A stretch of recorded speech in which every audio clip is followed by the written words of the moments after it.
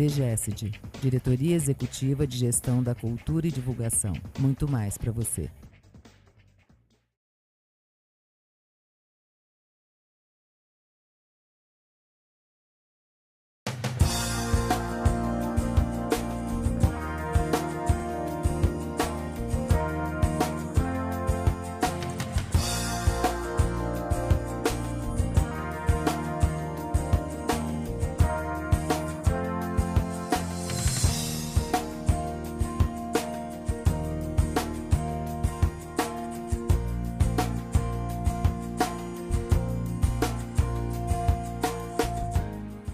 Olá, estamos dando início a mais um programa Saúde e Consciência e o tema de hoje é a reprodução assistida. Nós vamos conversar sobre aspectos bioéticos e jurídicos da reprodução assistida com a professora doutora Tereza Rodrigues Vieira, que é advogada, mestre, doutora e pós-doutora em Direito e professora e pesquisadora do mestrado da Unipar já há vários anos, né, professora Tereza? Seja bem-vinda. Obrigada pela sua presença. O convite. Já tem uns 10 anos que estou na Unipar, sempre trabalhando com as pesquisas, né, no mestrado e também na iniciação científica, com sempre o pessoal da graduação. Né? Sempre orientando um grande número de alunos. Sim, de diversas áreas, uma vez que eu trabalho com a área da bioética, então ela envolve não somente o direito, mas também a área da saúde. E psicologia também, né, que seria a saúde. Sempre tem os curiosos por essa área, né? Sim.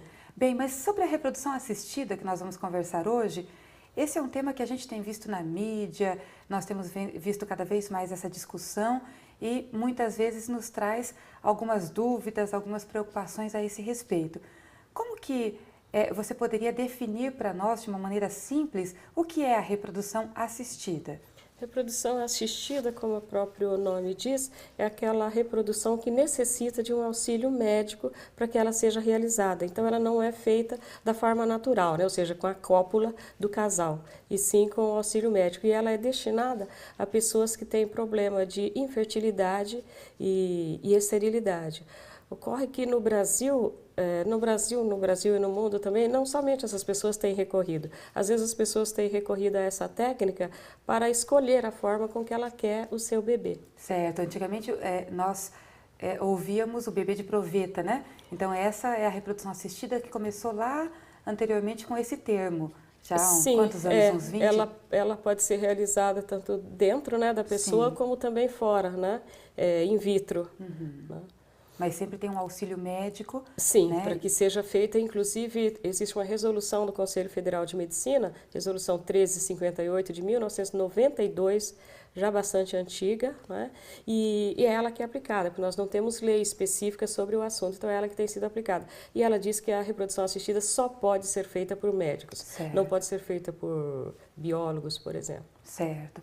Além das pessoas que têm essas dificuldades, né, na fertilização, ou seja, problemas com espermatozoides ou com óvulos ou infertilidade, você comentou que existem outras pessoas que querem fazer a reprodução assistida por outros motivos?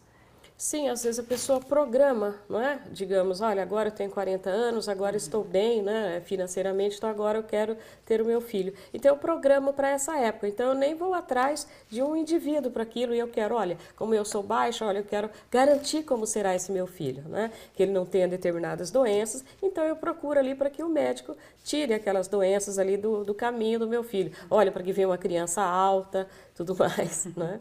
Isso já é possível?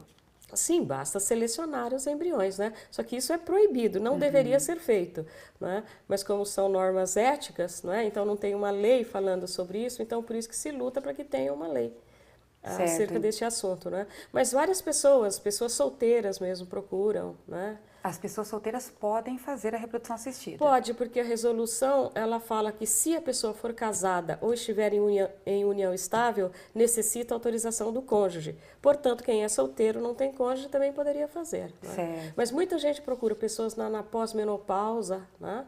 Tem países, por exemplo, na Inglaterra, que chegou a ter filhos, pessoas com 67 anos. Né? Então, na verdade, ela não vai ser mais mãe da criança, e sim avó. Então, as pessoas são tanto egoístas, egoístas nisso, porque elas Querem escolhem alterar a natureza, para né? ela, exatamente, elas escolhem para ela qual é o melhor momento para ela, elas não pensam na criança, né? Que não vai ter mais aquela agilidade de um pai de 30 anos ou de 40 anos, né? E acabam direcionando ali como se fosse um produto de supermercado, né? Vamos comprar em tal época ou vamos encomendar em tal época e o filho acaba virando também um produto de consumo, né? Exatamente. Ah, e eu não preciso ter que ele tenha um pai, né? Não preciso que ele tenha um nome ali, eu vou dar conta de criar essa criança, né? Não pensa na criança, na importância que se tem um pai, né? Ou então uma referência paterna, né? Ou a paternagem também para essa criança. Né? Exatamente. Que pode ser exercida por um tio, um avô, alguém assim, né?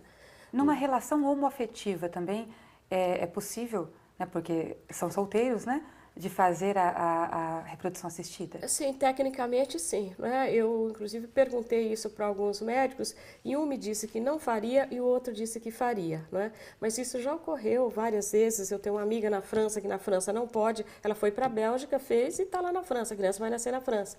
Tem um casal em São Paulo, duas garotas, que elas fizeram usando o óvulo de uma que foi implantado na outra. Então, a outra que gestou.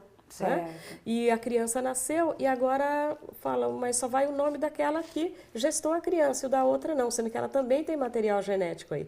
Muita gente, inclusive, parte para outro tipo de coisa. Apoia, por exemplo, o irmão da outra moça. Então, ele vai ser o pai. Então, sempre vai estar na família.